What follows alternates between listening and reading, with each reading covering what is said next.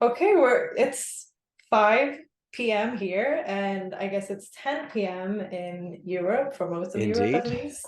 indeed. So I just wanted to say, hey everyone, and welcome to our webinar, How to Nurture Your Employer Brand During a Recession.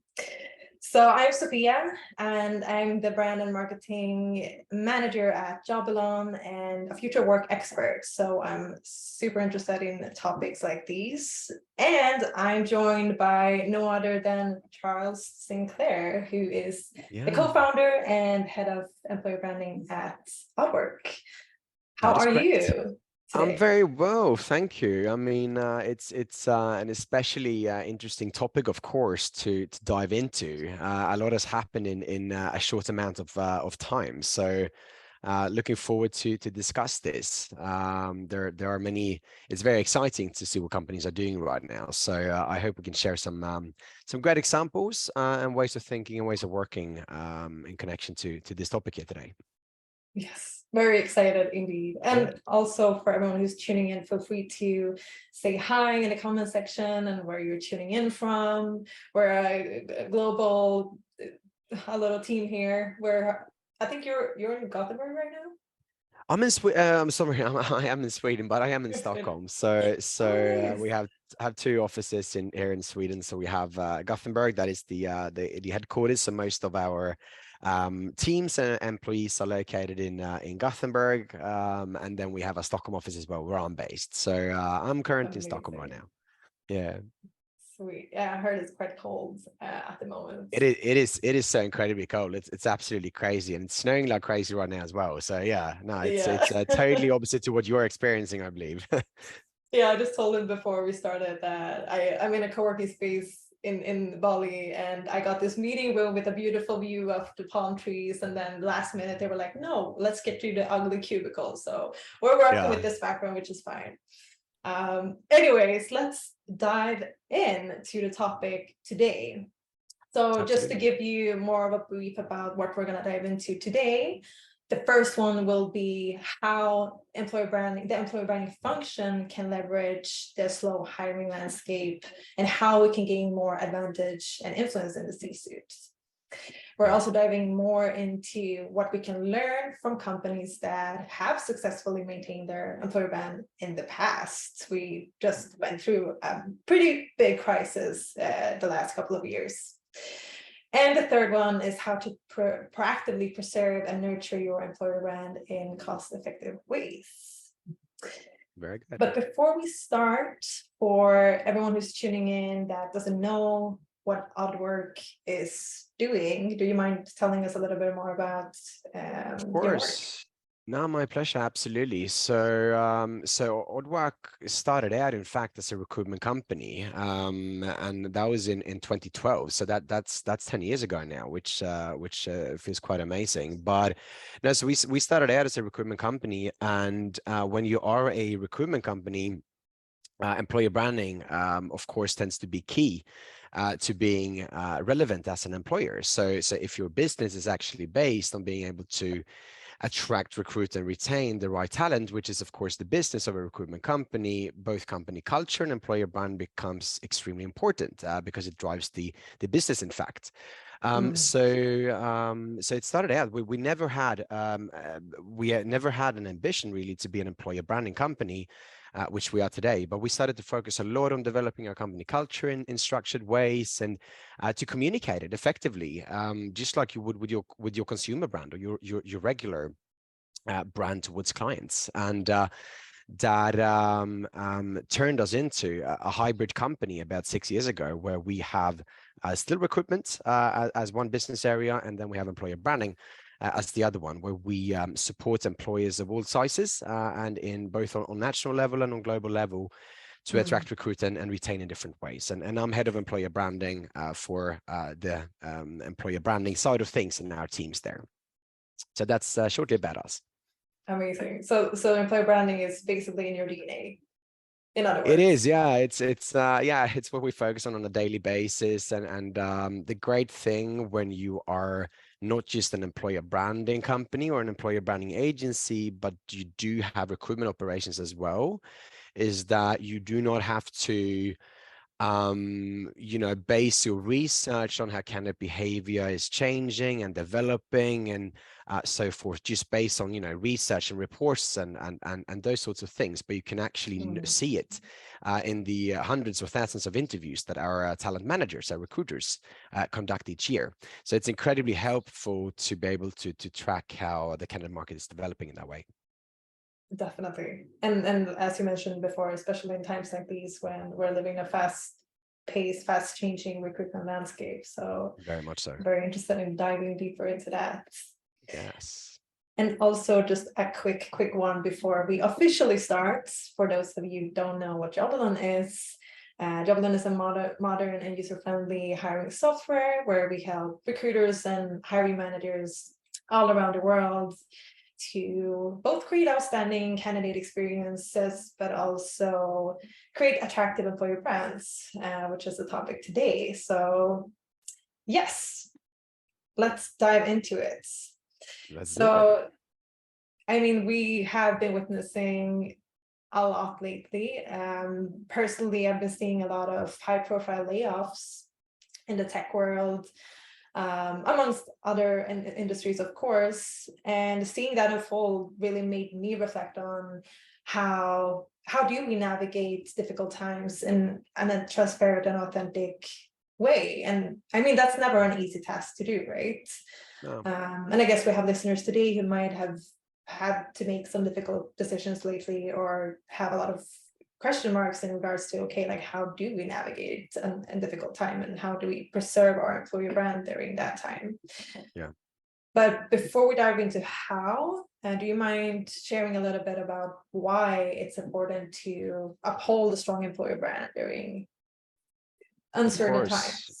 No, of course, and I think that it is a very special kind of time, just like you say. Of course, the recession is so by default, but what you can see right now is that it's quite a big gap right now between how companies act when it comes to employer branding, because as you mentioned, in some industries and with many companies right now, it's challenging times where you may even have to do layoffs, which is, of course, incredibly challenging and tough for any organization. At the same time, you have those companies that do not find themselves in that situation, that are growing still in their respective industries, and they, of course, have a very great opportunity here in attracting talent to their companies.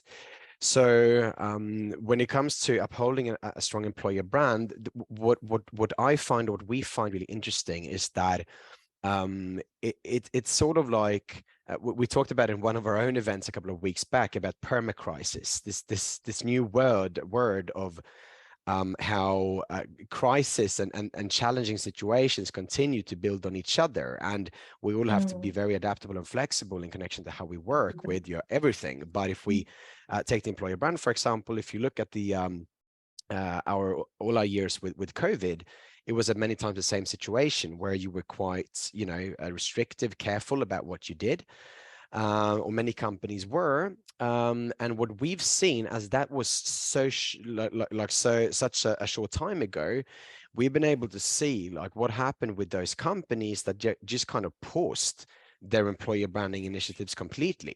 And you said that, okay, right now it's solemnly, it's just focused on something else. And the other companies that continued to work with their employer brand and, of course, adapt their employer branding strategy and roadmap, but still kept a focus on this. And not so surprisingly, of course, is when we had these, almost 6 months before the kind of recession started to become more present. So, from January until the summer, when many companies started to hire again to continue on the strategic path towards the goals, you could really see that companies that had sustained and upheld their employer branding efforts were so much more in front of the companies that had quite simply paused those initiatives, because they had to start from scratch and were even more unknown, compared to, especially compared to their competitors. So I think that all companies, of course, have to adapt to their individual situations. There's not a one solution that fits everyone here, but it is important to see beyond the fact that there will come a time after a recession as well. And that is why it becomes important to uphold and work with the employer brand, regardless of recession or not. Definitely.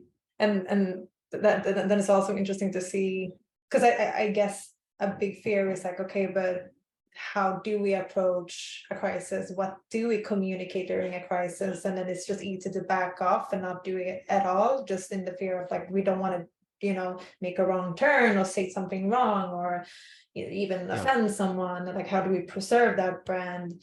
And that then messaging becomes even more crucial and even more important. It does. What's your thoughts on like ensuring that authentic messaging No, and exactly. setting that tone of voice? Yeah, no, it's a super valuable point. And we should say here, for the sake of this conversation as well, that when you talk about employer branding, what we normally do is that we talk about internal employer branding and external employer branding. And internal employer branding is, of course, everything focused on retaining your employees, focusing on the company culture and making people feel safe, that they want to stay in the company. External communication is everything that is external, so that is more focused on attracting and recruiting, so campaigns and recruitment marketing and those sorts of things. So if we just start off by saying that there are two parts when it comes to employer branding, and in times like these, again, depending on which kind of company you are, it becomes, of course, very important to make sure that employees feel safe. And as authenticity has been a very strong and growing trend for many years when you talk about employer branding, this goes through everything: communication from the employer. That is why employee or employer review sites such as Glassdoor and CareerEye here in Sweden grows in the way they do, because both employees and candidates, they value authenticity in a much better way. It's exactly like, as consumers, if we are going to, the classical example is, when you're going to book in a hotel somewhere, you're going on a weekend somewhere, wherever it is, you go to review sites, right? You go to hotels.com, booking.com, Agoda, whatever it might be. And candidates behave in the same way. And that is part of the overall trend that is focused on authenticity.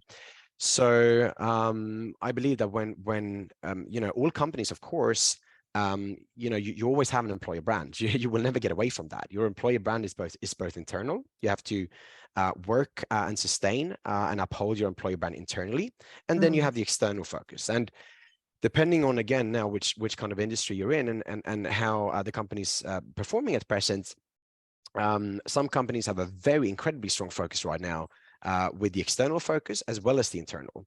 Or it might be that your company has a greater focus now on the internal parts to make sure that you retain the great employees that you have in your company. And connecting to messaging there, it becomes very important to communicate openly, to communicate authentically. And as we've seen, especially after Corona, that stability is something that is highly sought after both by candidates and employees. A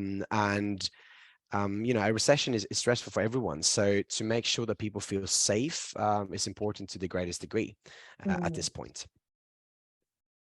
I totally agree, because it's easy to convey a message of like, I think people will like this, and I think that's a common trap hole when it comes to branding in general. Like, you create this idea of this brand, and then once you're on the inside, you're like, oh, this doesn't reflect the career page or the job ad I read, or like the vision that they created when I was in their job interview. So yeah, I really love that you pointed that out, as well as the internal factor, because we may not attract, or not attract, but we may not recruit as many talents as we did 6 months, 3 years from now. But that's why it's even more important to retain and make sure that people that are in the company are content and happy, and make sure that they're staying, in other words. Exactly. No, exactly. So everything is connected. The way we always collaborate with our partners when it comes to this, and it's kind of like an effective model when you think about employer branding. Because why do you work with employer branding? Like why? Is it just because you have to, because everyone's talking about it? Or what's the actual point? And employer branding in our world is very much a strategic question. It's a question about a company being able to reach its strategic goals. Now, why is that? Because it sounds good when you just say it, but why is it like that for real? Because when you look at a company's strategic goals, that always comes at the very top, right? So if you think about it at the very top, so all companies have different strategic goals, and it could be goals in connection to growth. It could be goals in connection to how satisfied your clients are with what you do. Or it can be that you're moving into new products or services, or whatever it might be. All companies have different strategic goals. Could be OKRs or however you measure it. Now, to reach those strategic goals, it's incredibly rare that any company anywhere in the world can reach those strategic goals without having the right people in the company. Yes. You need to have It's like, the tell the right people people. in the back. Yeah, no, exactly. And I mean, so I mean, say that you are, just for the sake of things, you're expected to grow to a certain extent or move into a new market. In that example, that will require employees with the right, capabilities and seniority and competencies and so forth. So strategic goals, I think we can agree, always has a direct impact on a people plan. And when you talk about then the people plan, the people that you need to attract, recruit, and retain, that is when you come to employer branding. That is the third step, because the employer brand is it's the company culture, it's the expression of the company culture and the employee experience, both internally and externally. So if you do not nurture that, you might find yourself in quite serious trouble, because then you won't remind people about why we are here as a team, why you should be part of this journey. Yes, it might be tough right now, but we are on an exciting journey here. And in the same way with those strategic goals, people plan, employer brand, strategic goals naturally do change. No companies have the same strategic goals continuously year after year. At many times they do change. And I think that is the situation for many companies right now, that management adapts strategic goals to whichever situation they find themselves in, automatically having an effect on the people plan. Might be that a great focus is to retain, not necessarily recruit, although many companies do that as well if they are strong now as well. And that will have, have an impact on your employer branding strategy and roadmap, naturally. So that is the way you adapt. It's not a static thing. Just like with your consumer brand, obviously you adapt your consumer brand towards your clients and customers and consumers continuously, and you do Exactly. have to do the same for the employer brand. Yeah, and I feel like there's more conversations about the consumer brand and the employer brand, and how we merge these into one, and even the candidate experience of like, okay, how do we get inspiration from e-commerce, and how easy it is to buy a pair of shoes, and make it as easy to apply for a job. But going back to what you said about like employer branding is so much bigger than just employer branding. It permeates the entire, not only culture, but the whole company. So how do we engage the C-suite? Because employer brand is one thing, but then how do we like implement changes within the organization where the C-suite is highly involved? Do you have any thoughts on Of that? course. Yeah, I think that our experience is that employer branding normally sits there between HR and marketing, and that is a both exciting, of course, also a challenge. So we believe from Oddwork side that, over time, and we are starting to see this today, there are much more, employer branding leads or head of employer branding in many organizations today, much more than it was just a couple of years ago. Yeah. HR managers are called, head of people and culture nowadays to a great extent. So, and why I'm explaining that is it's great that the roles are starting to become, that management understands that we need someone to actually, take charge of our employer brand in the same way as we have a marketing manager for our consumer brand. The next step for employer branding managers and employer branding leads, so whatever you call yourself, is to make sure that you are data-driven in your approach and how you present results to management, because just like your head of sales are expected to present KPIs and initiatives and ROI, etc., you do have to do the same when it comes to employer branding. So and we believe that it's very important to understand that if your approach towards employer branding is that it's a strategic question for your organization, you will never get away with just fluffy responses as to which results you are driving as an employer branding manager. You do have to be very clear on the fact that what we always do in many of our partnerships is that, say you're with a company that have procured anyone, could be Oddwork, could be someone else as an employer branding manager. You always look at the current state of the company, where we are today, and you look at the future state where we wish to be in, so and so long time. So say that we are currently, that our future state where we wish to be is that we are more well-known among key candidate target groups, say engineers, sales, IT, could be multiple ones, and that we would like to see increased traffic into our career site, for example. It's a typical KPI when it comes to looking at results. So say that we have those goals, and then we, of course, have to look at our current state. Okay, where are we today? So it might be that, we are unknown among the key candidate target groups that we wish to attract, that, candidate traffic is very low into a career site or job ads, or a number of applications might be too low. And then, of course, to go from here to here, you have to, of course, ask yourself, okay, what are we going to do? Because you of course have to activate different sorts of initiatives to move from these stages. That's where the employer branding roadmap or strategy comes into place. And what we just want to encourage there is that when you do initiatives, say that it could be that you get Jobilon as your new ATS platform and career site, could be one thing. Then you can measure what was it like before we activated Jobilon as our ATS and career site, and what happened afterwards. For example, did candidates stay? Did the time on site increase by a certain percentage? If you start to run campaigns in recruitment marketing or whatever it might be, measure the results. Because when you then report to management, just to come back to your question with the C-suite there, you have to showcase that, if we have invested 10,000 euros or 100,000 euros or 1 million euros into these initiatives, these are the results that we've seen. So I believe that is an important first step, but also many times you do have to still explain to some C-suite stakeholders why this is important, and how all the typical things in employer branding, why a strong employer brand will increase retention and people stay for longer, and more candidates per open position, and so forth, all the classical things.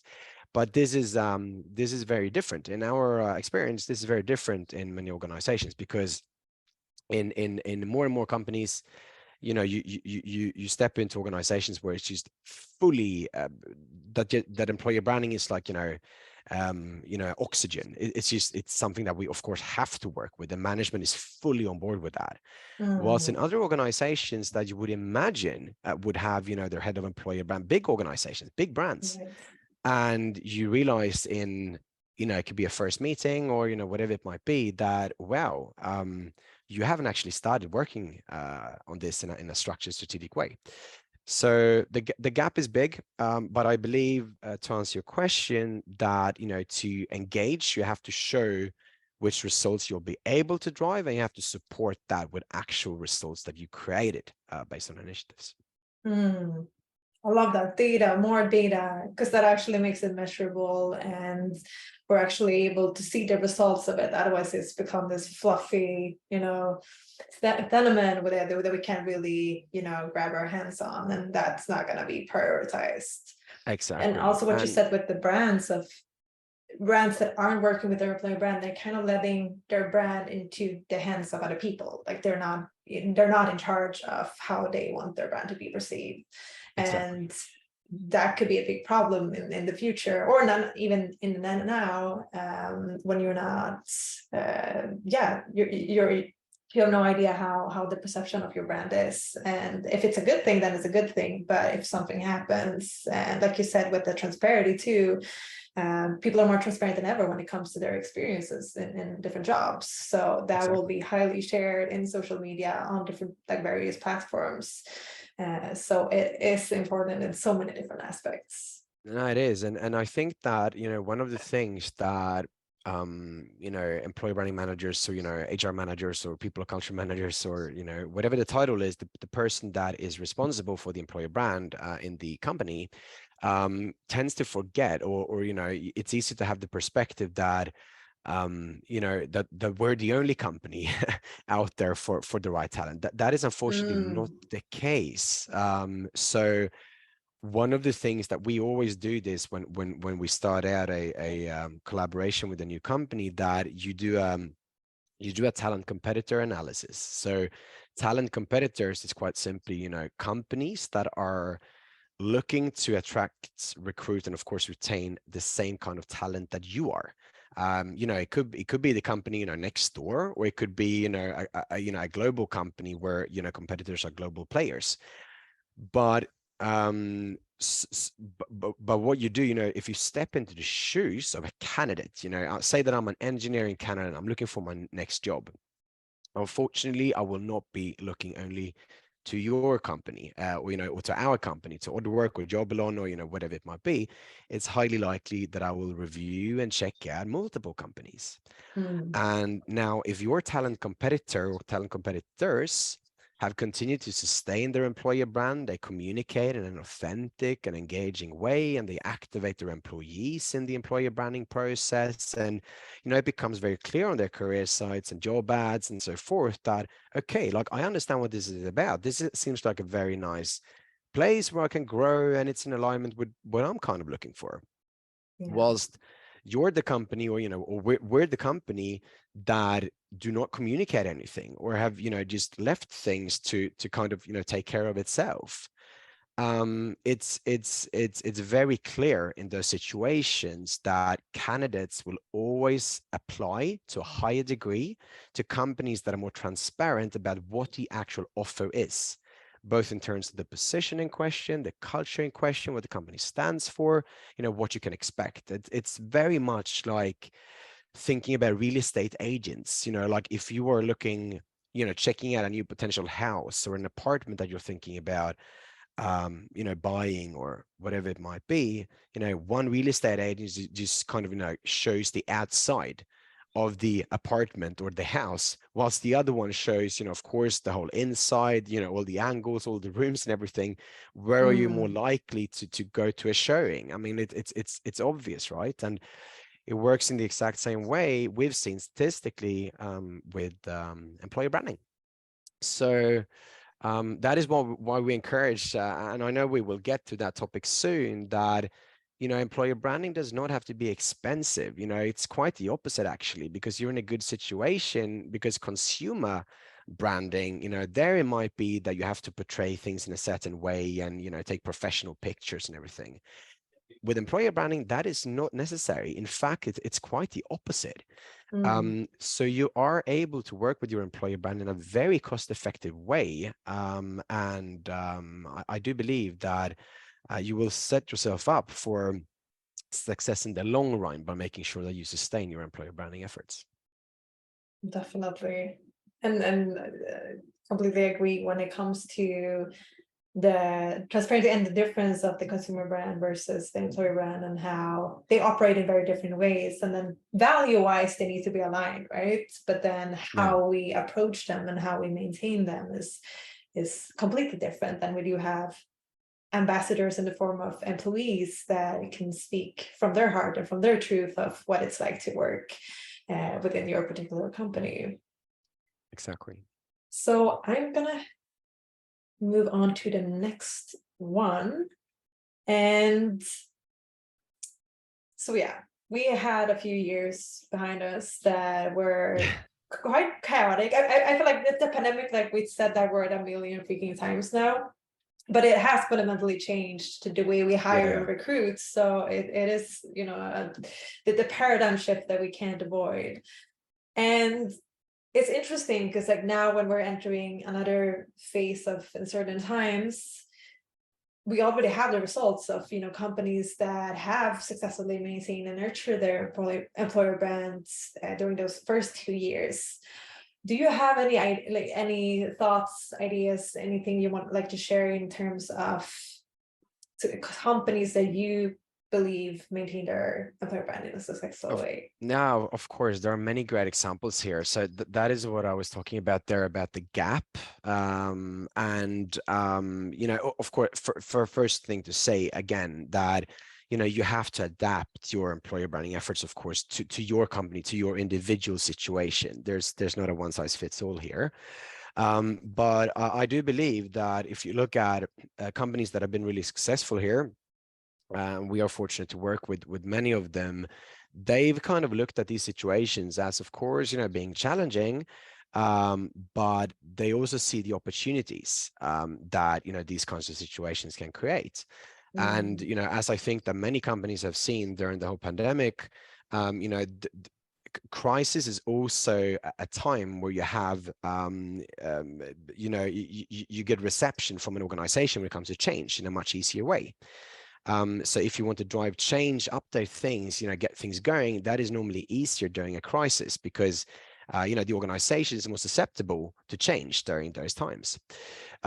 So what we've seen is that cases of employer branding. If we look at the pandemic,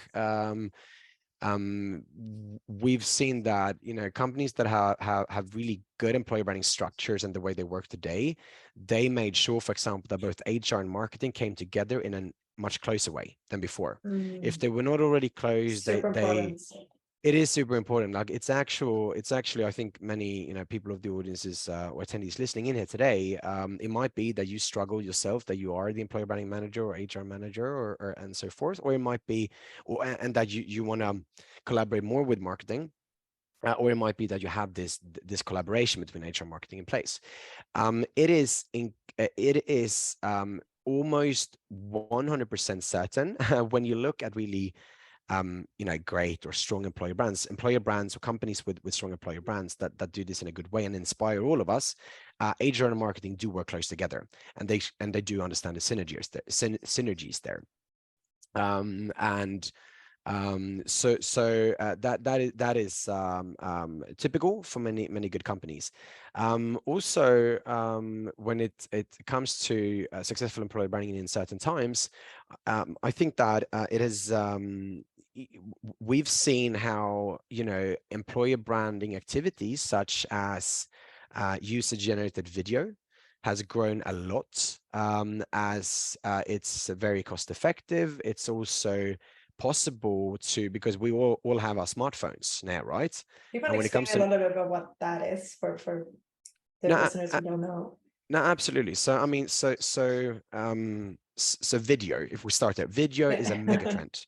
It's a circle. It's a structural megatrend. So Mm. it is expected that all form of if you just look at the apps that we tend to use, so the fastest growing apps on a global level right now, it's not Word, right? It's TikTok, it's Instagram stories, it's all sorts of platforms where you primarily have video as a tool Yeah. for communication.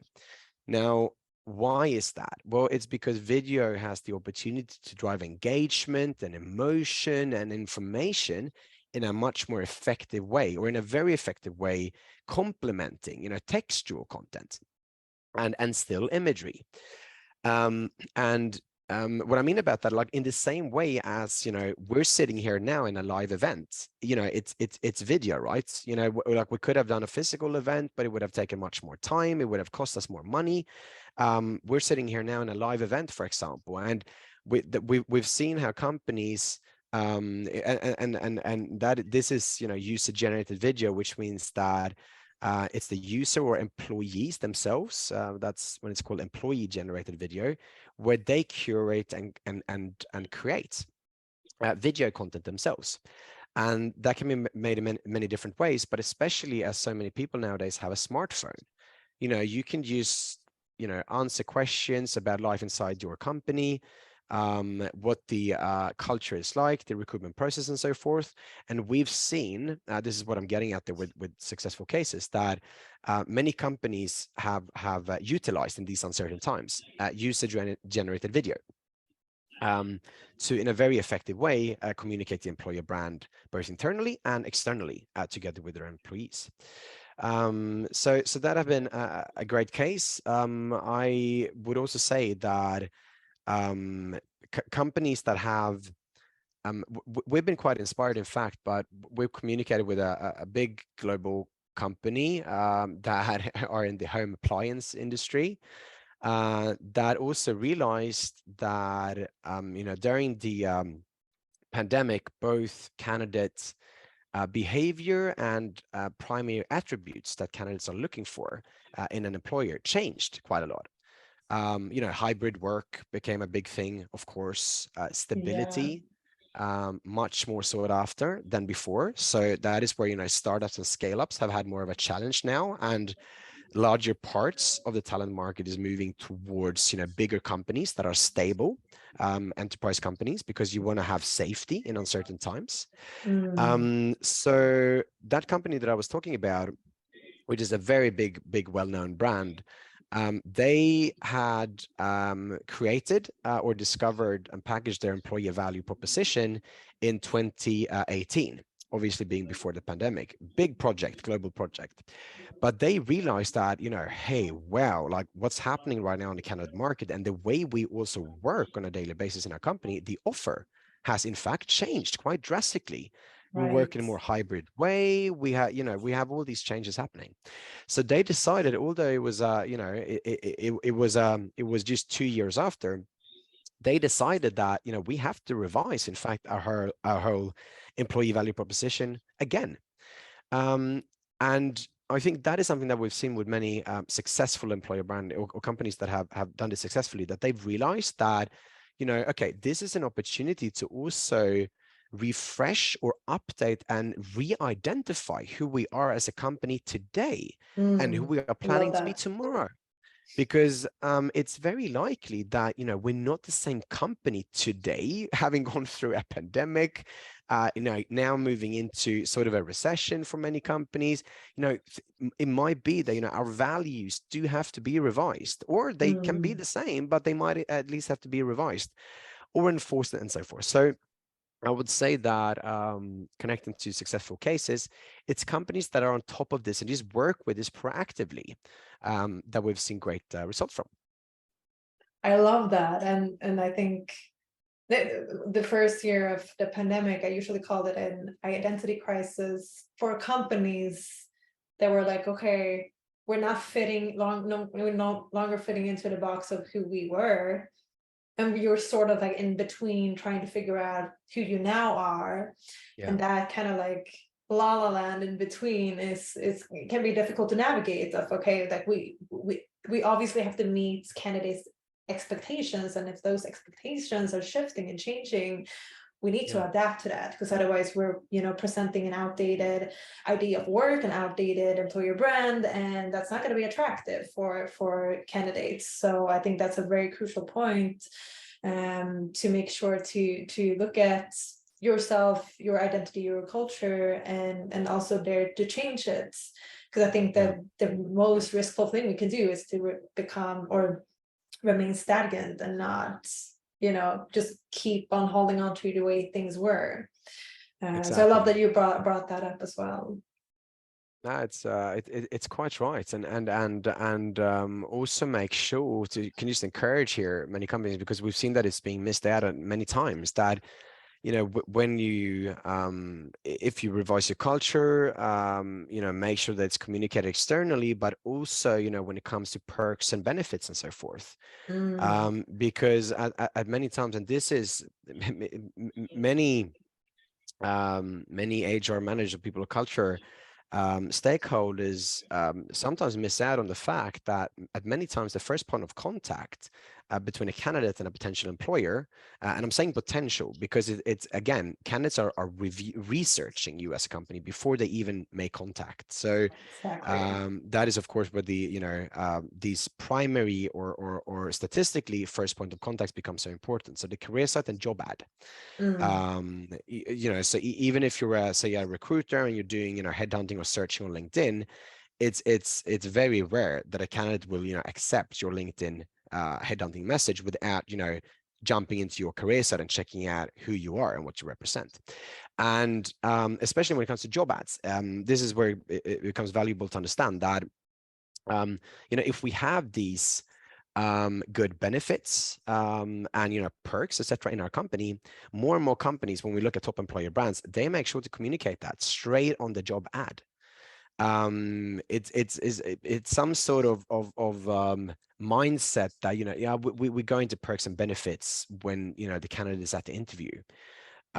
Okay, great, but you're not again, you're not the only employer out there. So when candidates research you as a potential employer, putting that information, providing that information earlier in the funnel, when candidates are thinking about applying, that drives increased results as well, we've seen. Yeah. So again, going back to authenticity and transparency and so forth.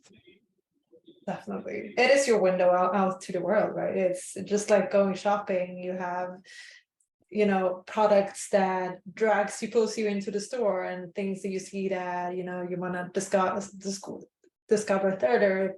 And it's the same thing with employer brand and your job ad, which is your virtual window out to the world and to candidates. Exactly. I'm seeing that we're Quite right. kind of running out of time. We are. It's again a kind of topic you can discuss for hours and Yeah, hours.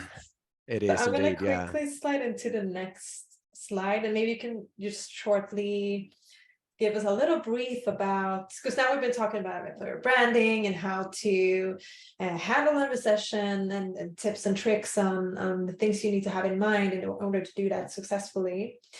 But as I mentioned in the beginning, employer branding is in your DNA, right? This is what you do in your everyday work life. But I'm very curious about how Oddwork is working and navigating employer branding, especially Yeah. during a time like this. If you just want to Yeah. quickly No. say something about that. No, of course. So our own focus right now is primarily on retaining employees. We are currently, seeing as well, like where is the market going right now.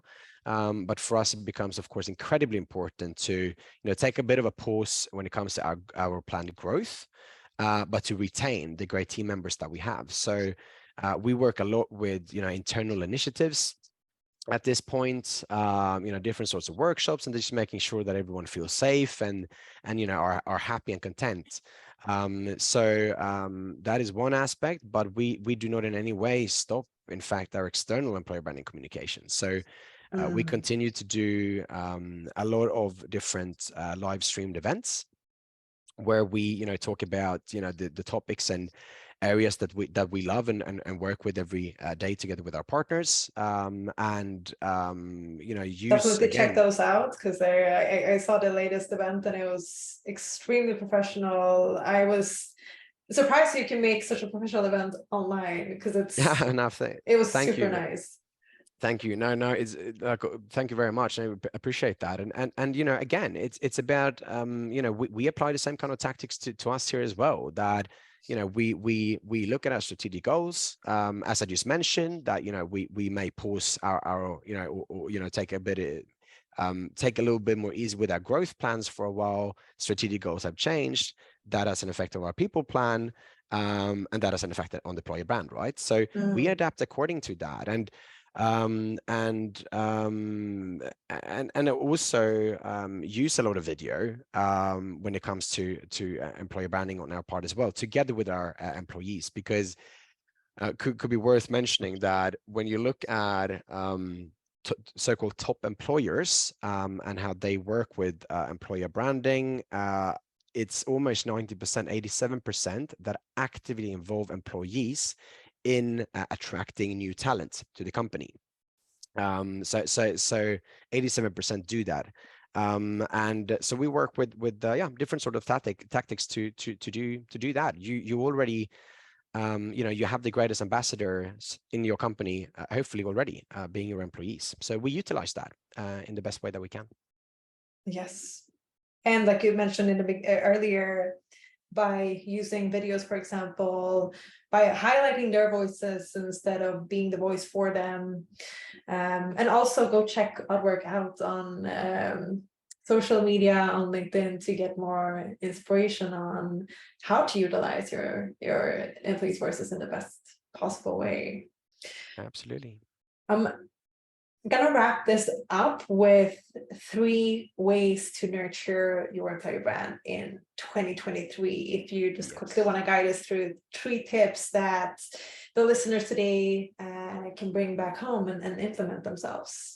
Absolutely. No, yeah, as we've talked about here, just make sure that you update your employer branding strategy, your roadmap. Like of course you have to do that, but sit down and really think about if it can support you, strategic goals, people plan, employer branding initiatives, and work according to that. That would be my first encouragement, because otherwise you want to avoid a situation where you just run around and do ad hoc kind of things. That rarely works, because it becomes ad hoc and not structured. You need to have a strategy, a roadmap, a plan of activities that you work according to. So I would encourage you to update in alignment with where you are as a company at present.